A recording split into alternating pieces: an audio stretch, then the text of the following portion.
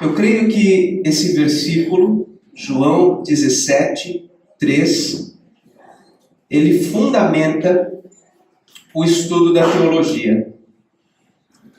João 17, 3 diz assim: e a vida eterna é esta.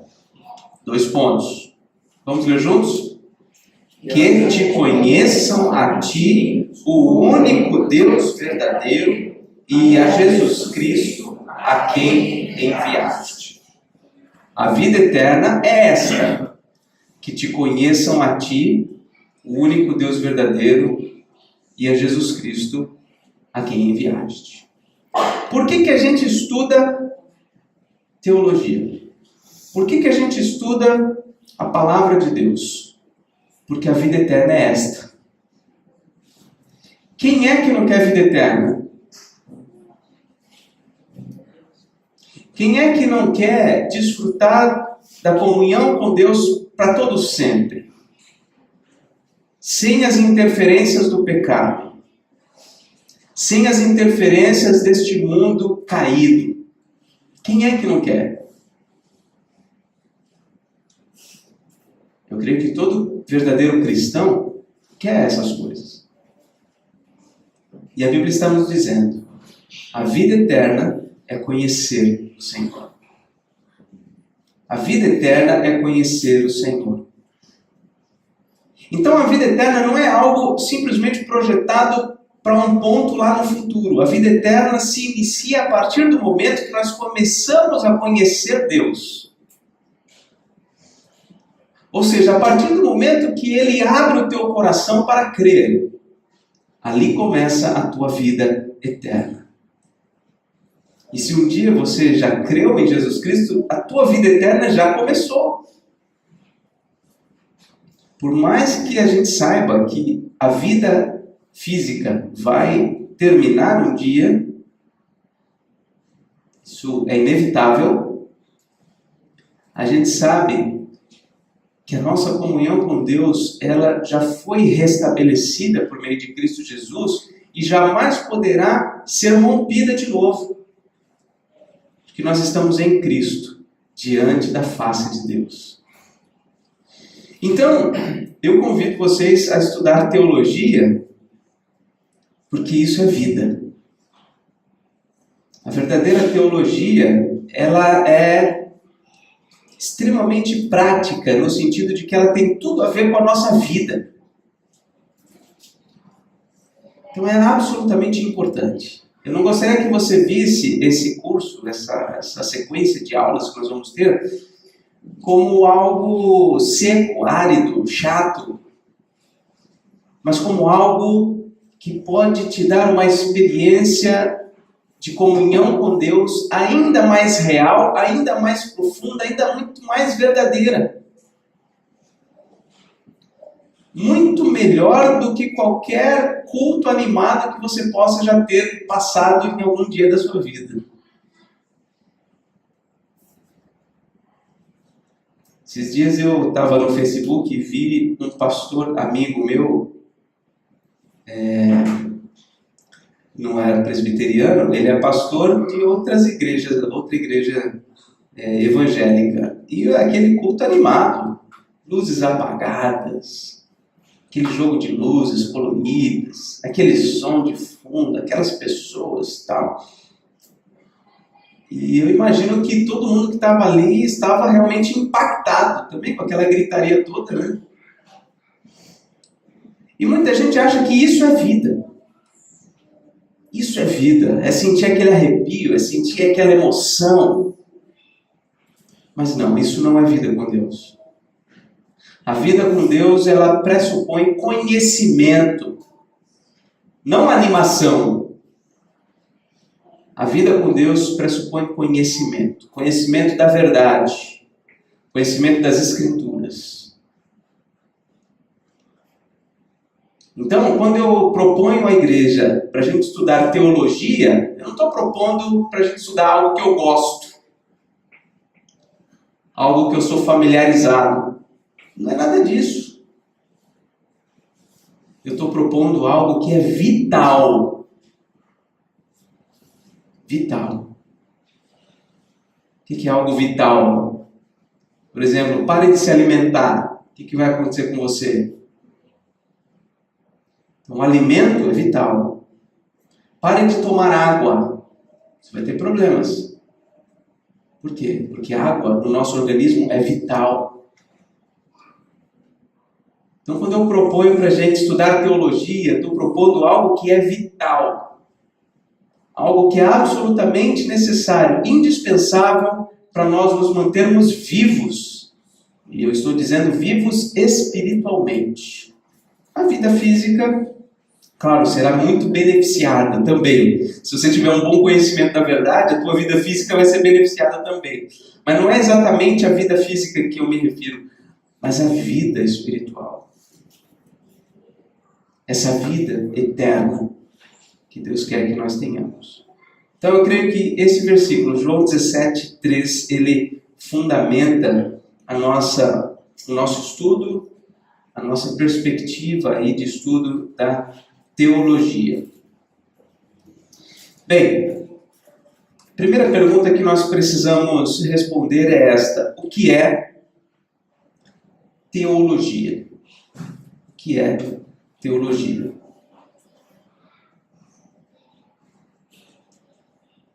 Deixa eu ver aqui, eu acho que esse controle vai me deixar na mão.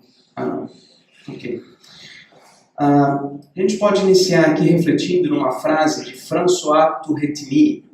Ele diz o seguinte: não podemos falar sobre Deus sem Deus. Não podemos falar sobre Deus sem Deus. O que isso significa? A pessoa fala naquilo que não tem. Sem conhecer Deus. É possível você falar sobre Deus sem Deus? É possível. Tem muita gente que não tem Deus e fala o que pensa, fala o que acha. Quando ele diz aqui, não podemos falar sobre Deus sem Deus, ele está justamente dizendo, olha, para nós falarmos com consistência, para nós falarmos a verdade acerca de Deus, nós precisamos conhecê-lo. Precisamos ter Deus. Tá? Então é só para a gente aquecer os motores aí da nossa mente.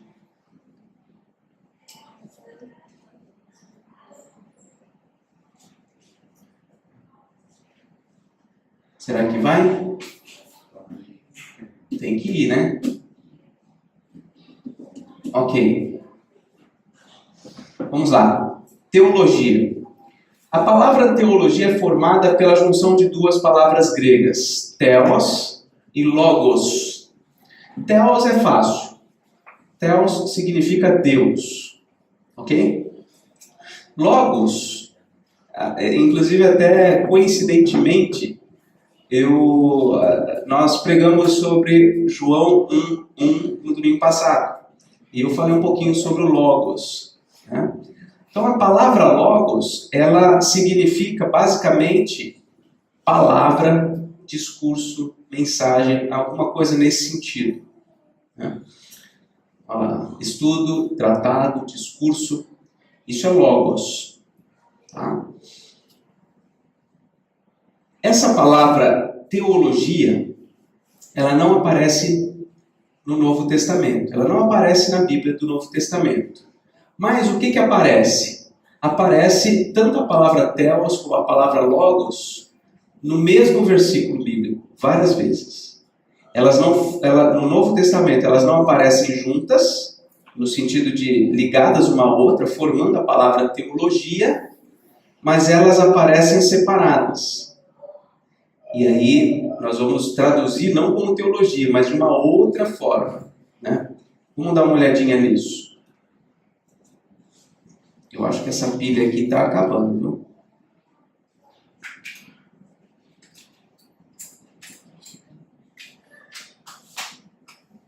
Foi.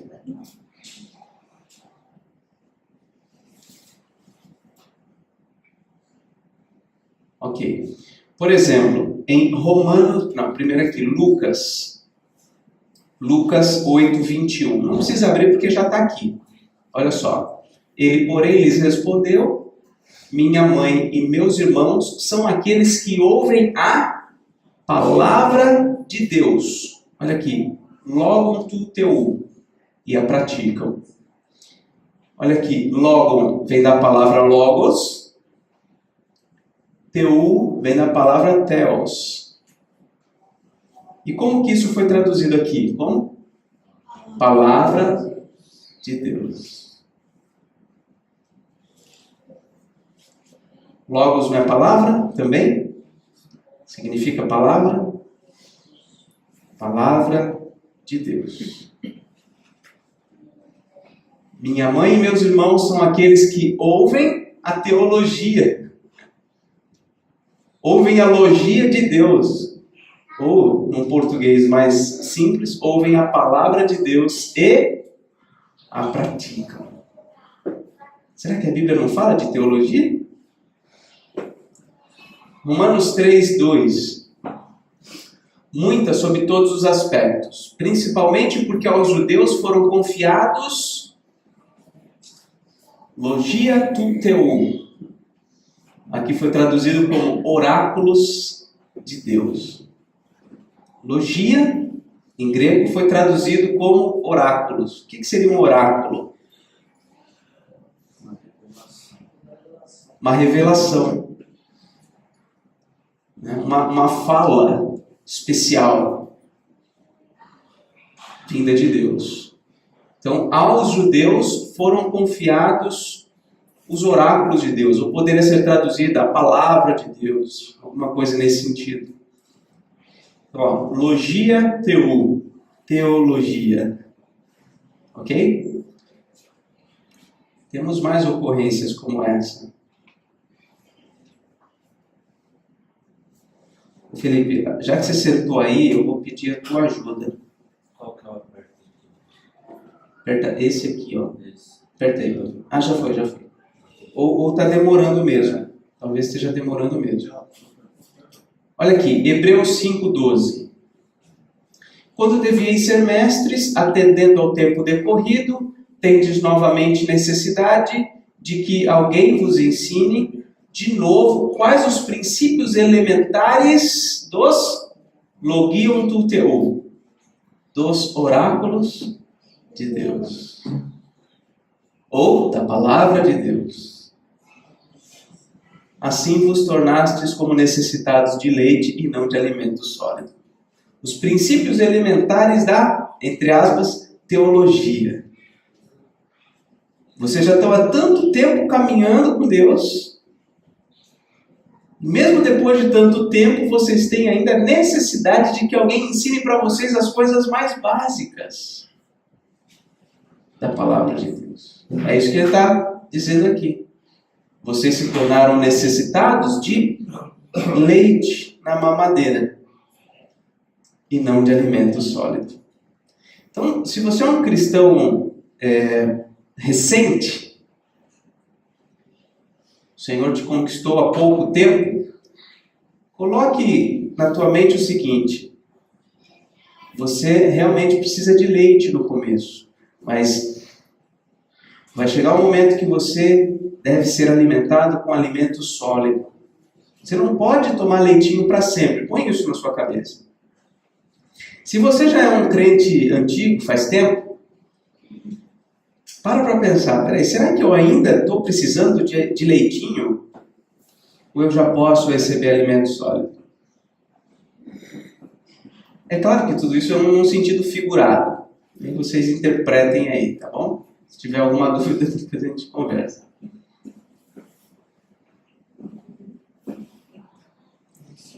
Pedro 4:1. Se alguém fale de acordo com a teologia. Fale de acordo, na nossa tradução, com os oráculos de Deus. O que é isso? Se alguém fala, como eu estou falando agora, na igreja, ensinando, pregando. Se alguém fala na igreja, fale de acordo com a teologia. Será que é um exagero a gente pensar assim? Não, olha aqui. Logia, T-U. Não é uma palavra conectada uma à outra. Mas está aqui as duas palavras. Teologia. Palavra de Deus. Vamos ver se vai agora. Aperta uma vez e espera. Está demorando mesmo, né? Tá ok. Bom, então a primeira coisa que eu queria ver com vocês é o que é teologia. O que é teologia?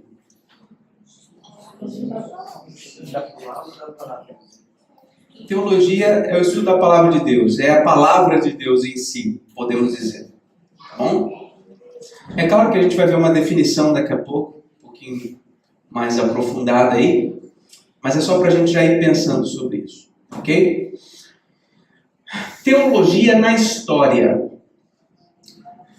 Isso aí um S a mais aqui. O caminho histórico dos sentidos que a palavra teologia recebeu.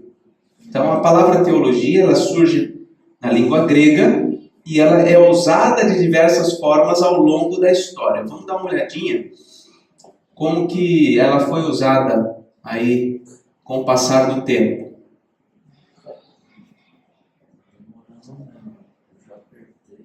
Eu acho que esse tema de slides, ele é meio pesado. Parece simples assim, né? Só tem uma folhinha, uma pagininha, uns negocinhos, mas eu acho que ele fica meio pesado aí. Não foi? Eu apertei. Aperta. Ah, já foi. Você precisou apertar de novo? Então é demorado mesmo. Vamos lá. Isso aqui eu obtive no livro do Hermstein, pastor Hermstein Costa, pastor presbiteriano. Olha só, tudo começa aqui com Platão. Platão no século IV, mais ou menos, aí, antes de Cristo. Referência à história dos mitos. Então ele usa a palavra teologia em referência à história dos mitos e lendas dos deuses contadas pelos poetas gregos antigos. Então ele diz que teologia é isso. É o estudo dos mitos e das lendas que aqueles poetas gregos antigos escreviam. Isso, Platão. Na Grécia Antiga, olha lá, discussões filosóficas a respeito dos deuses e do mundo. Isso era teologia. As discussões filosóficas a respeito dos deuses, que na Grécia Antiga, eles tinham ideia de tudo era Deus, tinha um monte de deuses. E do mundo também. E eles usavam também duas palavrinhas, que é a teogonia e a cosmogonia. O que é a teogonia? Teogonia diz respeito à origem dos deuses. E a cosmogonia, a origem do cosmos, a origem do universo. Ok? Então, teologia seria o guarda-chuvinha aí que englobava essas coisas. Depois, mais para frente, Clemente de Alexandria, já no segundo século, ele fez contraste entre a teologia como a verdade cristã a respeito de Deus e a mitologia como histórias espúrias da mitologia pagã. Então, lá em Clemente de Alexandria é que a palavra teologia começou a ser usada de modo distinto. Até agora, aqui, teologia tinha a ver com o quê? Com lendas e mitos. Teologia tem a ver com lendas e mitos. A partir de Clemente de Alexandria, ele separa histórias espúrias da teologia, dessa teologia pagã, né, da mitologia grega, da teologia que fala a respeito de Deus. Então isso começou no segundo século. Não é agora coisa recente. No 150, ele nasceu em 150, morreu em 215. No segundo século, terceiro século ali, ele já começou a usar a palavra teologia como uma referência a quê? A verdade cristã. Aquilo que era falado a respeito de Deus nas Escrituras. Mais para frente, nos séculos IV e V, a palavra é incorporada à linguagem cristã. Então, embora aqui ele tenha começado, essa palavra começou a fazer parte da linguagem do povo de Deus, aqui no nos séculos IV e V, desvinculando-se totalmente de sua associação pagã, referindo-se à genuína compreensão das Escrituras. Então aqui, acabou. Teologia não tem mais absolutamente nada a ver com a mitologia grega. Nada a ver. Tanto que nas universidades ou qualquer lugar que você vai, ninguém mais chama o estudo dos mitos e das lendas de teologia. Ninguém mais chama assim. Quando alguém fala teologia hoje, o que vem em mente? O estudo da Bíblia. Estudo da Bíblia. Embora, atualmente, infelizmente, né, a gente esteja vivenciando o uso da palavra teologia meio bagunçado de novo. Por quê? Hoje, se você procurar na internet, você vai encontrar a teologia espírita, a teologia do candomblé, a teologia não sei do que, tem vários cursos de teologia que não tem nada a ver com as Escrituras. Infelizmente, a gente está presenciando isso. Ok? Mas enfim, nós estamos aqui focando no que está acontecendo, né, no que veio até agora, né? Então, aqui a palavra é incorporada à linguagem cristã. Desde o século IV e V, pronto. Teologia só diz respeito ao estudo, ao conhecimento da verdade das Escrituras. E aqui em Abelardo, que nasceu em 1079, morreu em 1142, portanto, século XI, a palavra passou a designar, olha só, um corpo de doutrina. Um corpo de doutrina. Então, até aqui, o que significa teologia? Compreensão das Escrituras Sagradas. Aqui, já ganhou um aspecto um pouco mais focado, que é o quê? Um corpo de doutrina. Então, o que é teologia? Teologia é um corpo de doutrinas que vem das Escrituras Sagradas. Não tem muita diferença daqui para cá, não. Se você não percebeu tanto assim a diferença, não se preocupe, tá bom? Mas aqui está no sentido mais amplo. Teologia é a compreensão das Escrituras, e aqui é o conhecimento de um corpo de doutrinas, ou seja, alguns pontos primordiais que são revelados nas Escrituras Sagradas. Tá bom? Alguma dúvida dessa trajetória histórica aqui do termo teologia? Não?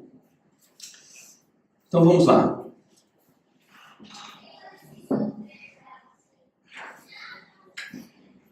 Foi rápido agora. Deu uma manivelada. Olha só. Quem foram as primeiras pessoas chamadas de teólogos? Quem foram? Primeiro a ser chamado teólogo foi o evangelista João. Recebeu o título de teólogo. Inclusive, por coincidência também, João é o apóstolo, o evangelista aqui que nós estamos estudando aí, começando a estudar nos domingos à noite.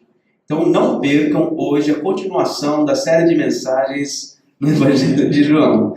Tá bom? Eu estou meio marqueteiro ultimamente, né? Hoje à noite a gente vai estudar de João 1, 19 até o 34. Então se quiser se preparar, já dá uma lidinha, já aquece aí sua mente, seu coração, para a gente estudar hoje à noite, tá bom? Então esse evangelista é esse que escreveu o evangelho que nós estamos estudando. Ele foi o primeiro a ser chamado teólogo. Teólogo. Quem chamou João de teólogo? Os pais. Quem são os pais?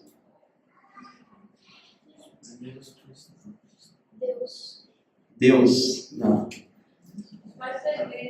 Quem são os pais da igreja? Agostinho acho que já foi um dos últimos, né? Policarpo? Eu já cheguei a ler que ele era contemporâneo de João. Eu não... Isso, então. Na verdade, eu esperava não que vocês dessem os nomes, mas que vocês dissessem mais ou menos o período. Quem são os pais da igreja? São os que vieram depois dos apóstolos. Tá? Então, tivemos os apóstolos, e depois que eles morreram, vieram, entre aspas, os pais. Quem foram esses pais? Eles tiveram influência direta dos apóstolos. Discípulos, diretamente. Isso, discípulos apóstolos. Então, eles são chamados pais da igreja. Foram os primeiros líderes cristãos. E eu acho que Agostinho foi um dos últimos, se é que ele é chamado Eu confesso que história não é o meu forte. Então, muita coisa que eu posso realmente falhar. Mas, enfim, os pais da igreja, eles são herdeiros da fé apostólica. Tá? Eles chamaram João de teólogo. Por que João foi chamado teólogo? Por ter tratado mais detalhadamente da relação entre as pessoas da Trindade. No Evangelho de João, que nós estamos estudando, à noite, no domingo, nós vamos ver que ele faz uma exposição do relacionamento de Pai, Filho e Espírito Santo de uma forma que a gente não encontra nas Escrituras, de modo geral. Claro que Paulo vai falar sobre isso nas suas cartas, mas é no Evangelho de João que a gente percebe uma revelação mais clara, mais direta a respeito da Trindade. Então, por isso, João foi o primeiro aí a ser chamado teólogo pelos pais da igreja.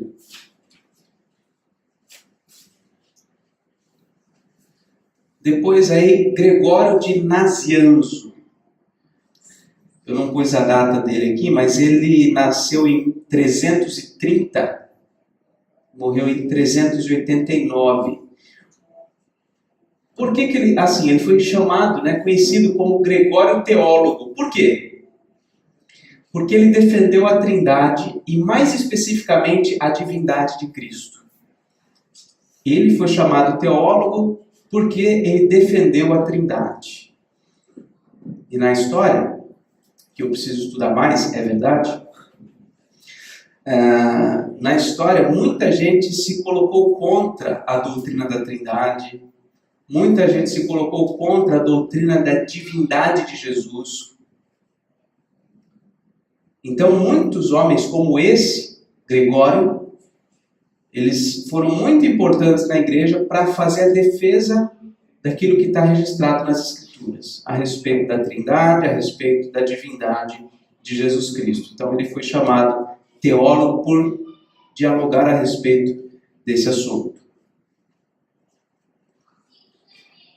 E também, por último, aí a gente vê João Calvino.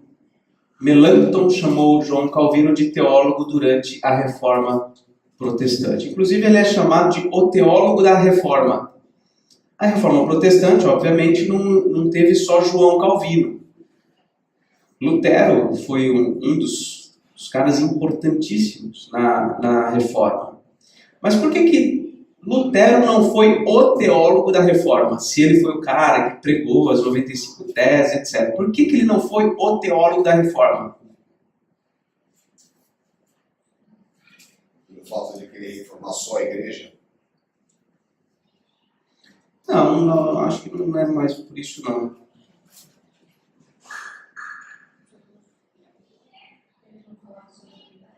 Que não falava sobre a Trindade?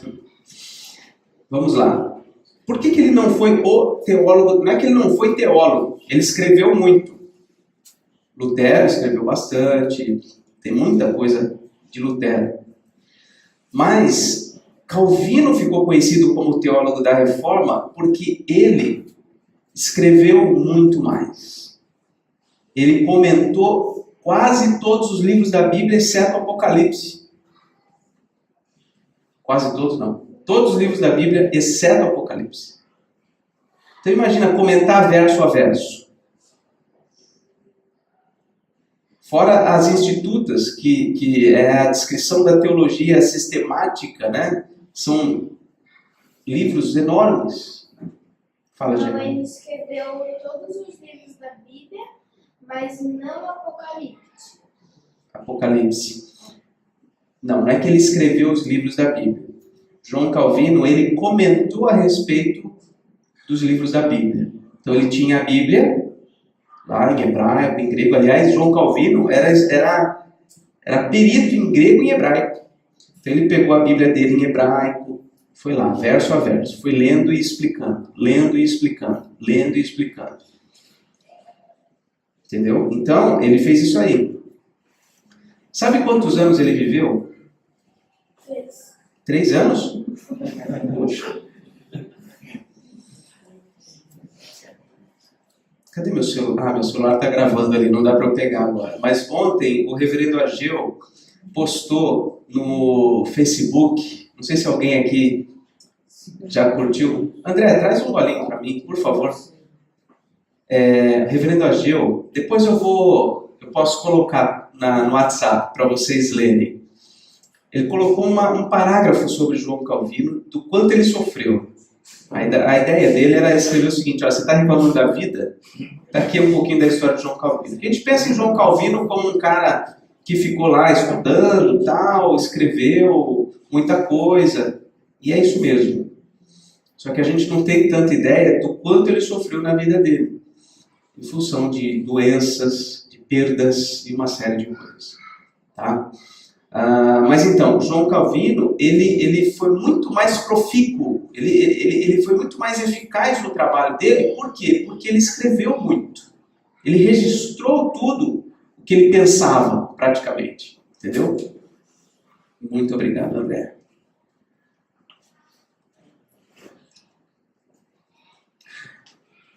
Então, ele foi chamado aqui por Melanchthon como o teólogo da Reforma. Eu não disse, né? Se eu não estou enganado, 55 anos. 55 anos. Muito pouco, muito pouco. Ele escreveu mais porque não deu tempo. Pois é, quantos anos você tem? 56, né? Fazer 58. 58? Você está com uma carinha de 55, rapaz? Tem alguém? Uma foto. Você vai fazer 55? Agora em maio. Agora em maio. Imagina alguém com a sua idade já ter escrito um comentário da Bíblia inteira. Eu não escrevi nada.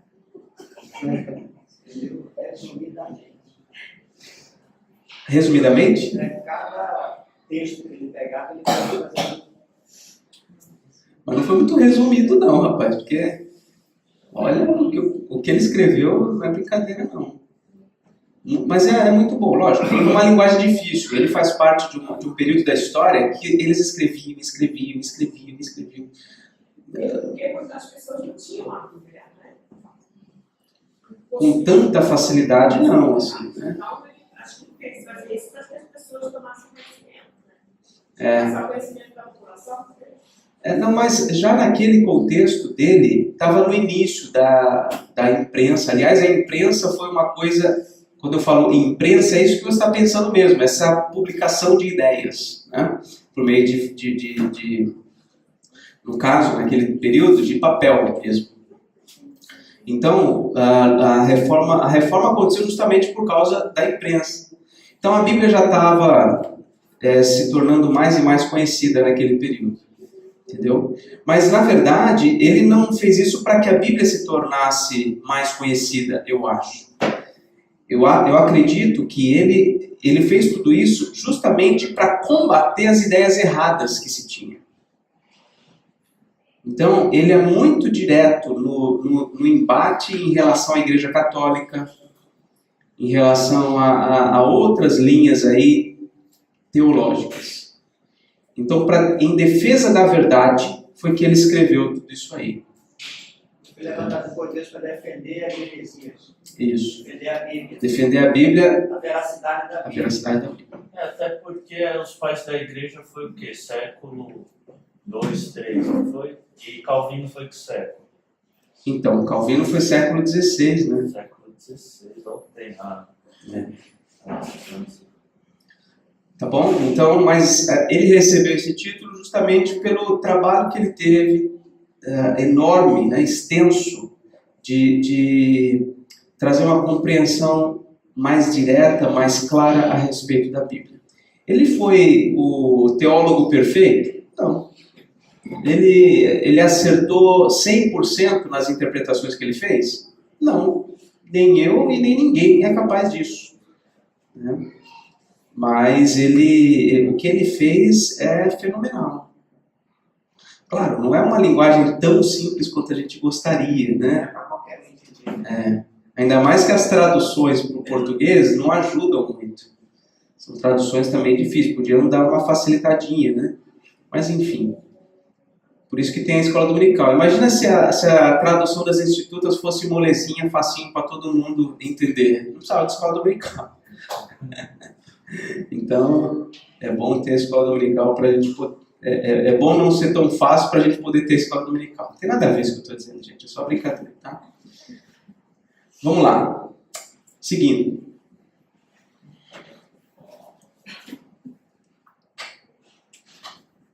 Isso. Geralmente a teologia é entendida como o quê? Uma ciência que trata de Deus. Isso é teologia para o conhecimento geral das pessoas. Teologia é a ciência que trata de Deus. Por exemplo, a biologia é a ciência que trata do quê?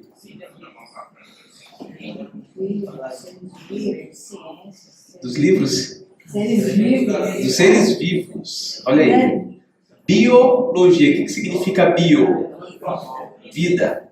Né? Então, biologia é o estudo da vida. Vamos pensar em outra logia aí. Astrologia. Estudo dos astros. O que mais que tem aí? Fisiologia. Estudo da physis, da natureza,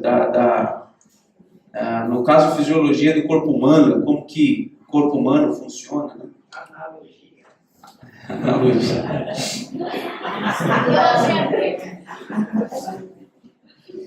Vamos estudar. Aí já chutou o balde. Então, para o conhecimento em geral, hoje teologia é o que? É a ciência que trata de Deus. Tem a ciência que trata da natureza, tem a ciência que trata do corpo humano, tem a ciência que trata dos animais, das plantas e tudo mais, e tem a ciência que trata de Deus. Então é um jeito simplista de entender teologia. Mas o Hermes tem nos dado uma definição que eu creio ser mais adequada para nós, que é a seguinte, ele diz assim: pessoalmente, entendo a teologia como o estudo sistemático da revelação especial de Deus, conforme registrada nas Escrituras Sagradas, e tem como fim último glorificar a Deus por meio do seu conhecimento e obediência à sua palavra. Então ele pega a teologia e ele amplia, ele fala, não, teologia não é meramente a ciência que trata de Deus, ele detalha um pouco mais isso aí. Quais são os detalhes que ele inclui aqui? Ele fala, olha, primeiramente, é o estudo sistemático da revelação especial de Deus. Então ele está pressupondo que Deus se revela. Essa revelação de Deus, ela, onde é obtida? Nas Escrituras, não é obtida na natureza, é registrada nas Escrituras Sagradas. Então, é o estudo sistemático, ou seja, organizado, de forma metodológica, da Bíblia. E ele fala mais do que isso, ele fala qual que é o objetivo disto. Aqui, ó. Glorificar a Deus por meio desse conhecimento e da obediência à sua palavra. Então não é só o conhecimento, mas é também a obediência. Então teologia é conhecer as Escrituras para glorificar a Deus.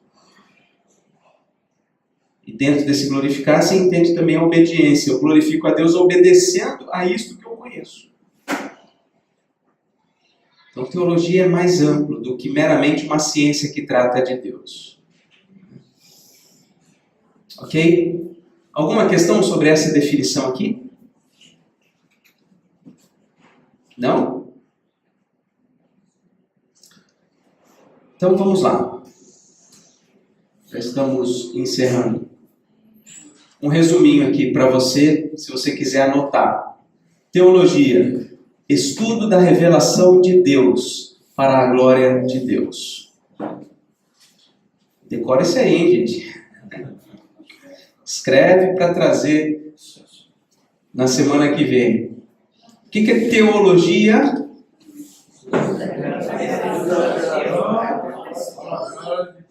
Da revelação de Deus Para quê? glória de Deus. Glória de Deus. Aí, bem. Quem disse que teologia é feita para adulto, hein? Você entendeu tudo que eu falei, Gerardo? Olha aí. Você entendeu, Lívia? Aí é demais, né? Aí é demais, né, Lívia? Quantos anos você tem, Gerardo? 10 anos. Você entendeu tudo que eu falei, Giovana? Mais ou menos. Claro que entendeu. Você entendeu melhor que o Gerardo. Ou não? Não quero criar conflito, não, tá? Davi, quantos anos você tem? 13. E o Daniel? 16. Vocês entenderam tudo que eu falei? Entendeu? Tranquilo? Não sei se gostou, né? Mas quem entendeu, entendeu. O que é teologia? Fala pra mim, Davi. Estudo da revelação de Deus para a glória de Deus. Você estuda na escola a revelação de Deus? Qual que é o lugar de estudar a revelação de Deus? Aqui. E onde mais? E onde mais? Na casa dos outros. E onde mais? Em qualquer lugar. Onde você puder abrir a sua Bíblia, você pode estudar as coisas de Deus. Estuda a revelação de Deus. Para que você estuda na escola as coisas que você estuda? A gente estuda matemática, português, para a gente ficar aprender. Para quê? Para a gente aprender, para quando a gente crescer, não ser ruim. Para poder trabalhar, para poder ter uma profissão. Legal. Mas olha só. É a Bíblia aqui, né, filha? E o café. Não pode faltar aqui. Então, aqui tem um designativo importante aqui.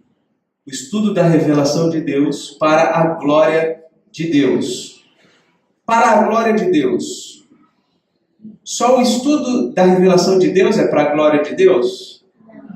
Tem que ter oração. Não. O que eu quero dizer é o seguinte, que não só o estudo da revelação de Deus é para a glória de Deus. Você poderia colocar aqui, ó, o estudo da matemática para a glória de Deus? Pode ser? Não. Como não? Pode ser. Não foi Deus que fez a matemática? O estudo da geografia para a glória de Deus, dá para fazer? A escola dominical é mais do que estudar a revelação de Deus. É estudar como a revelação de Deus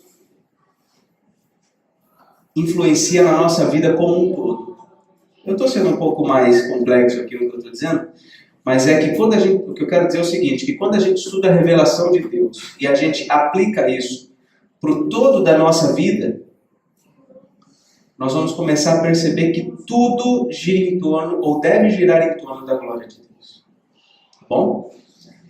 Isso aqui é só um resuminho. Se vocês guardarem isso aqui, já será de grande valia. Não estou falando para você simplesmente memorizar, não. Eu fico puxando não na orelha. Eu fico exigindo, talvez seja a melhor palavra, não sei, que vocês decorem, mas isso aqui é tudo uma brincadeira. Eu não quero que vocês decorem meramente. Vou decorar porque o pastor quer que decore, não sei o quê. Não é bem isso. Se você quiser decorar, ótimo. Mas é mais do que isso. Você entender. Você entender. O que eu faço na escola bíblica dominical? Eu estudo a revelação de Deus. Para quê? Para glorificar a Deus. Por quê? Lembrando de João 17,3. Porque é assim que eu tenho e desfruto mais da vida eterna. Lembra lá? A vida eterna é esta: que te conheçam a ti, o único Deus verdadeiro, e a Jesus Cristo, a quem enviaste. Ok? Tem mais alguma coisa aí? Assim, voltamos naquela frase inicial. Não podemos falar sobre Deus sem Deus. Assim a gente encerra. Nós precisamos do auxílio de Deus para a gente crescer nesse conhecimento. Não é meramente uma ciência que a gente obtém pela investigação, pela pesquisa. É um exercício espiritual. Quando nós nos debruçamos sobre a palavra de Deus para estudá-la, isso é um exercício espiritual. Por quê? Porque nós não podemos conhecer Deus por meio dessa palavra sem a ação de Deus internamente nas nossas vidas. Tá bom? Assim começamos então nossos estudos, e na semana que vem a gente segue adiante tratando sobre o que seria teologia sistemática. Hoje eu falei sobre teologia de um modo geral. Semana que vem vamos falar sobre teologia sistemática. Então é isso. Vamos encerrar com uma oração. Alguém teria alguma questão final a fazer? 2 Timóteo 3, 16 e 17. Está relacionado às Escrituras, né? Toda a Escritura é inspirada por Deus e é útil para o ensino, para a correção, para a educação, para a justiça, para que o homem de Deus seja perfeito e perfeitamente habilitado para toda boa obra. Então, a finalidade do estudo das Escrituras é isso. Isso mesmo. Preparar o homem para toda boa obra. Inclusive, esse foi o texto do pequeno grupo, né? Ficou sabendo? Claro. Eu tenho meus informantes em todos os lugares. Tá bom? Vamos então orar. Agradecer a Deus mais esse momento. Vou pedir ao Edson, sobrinho, que faça uma oração, por favor. Senhor Deus, Pai amado, obrigado por mais esse dia que nos concede, pela oportunidade, Senhor, de estar aprendendo a Tua palavra.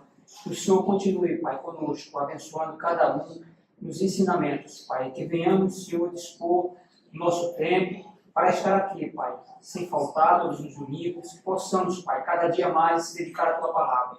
Obrigado, Senhor, pela rica oportunidade que o Senhor nos concede. Em nome de Jesus, que tenhamos um bom domingo.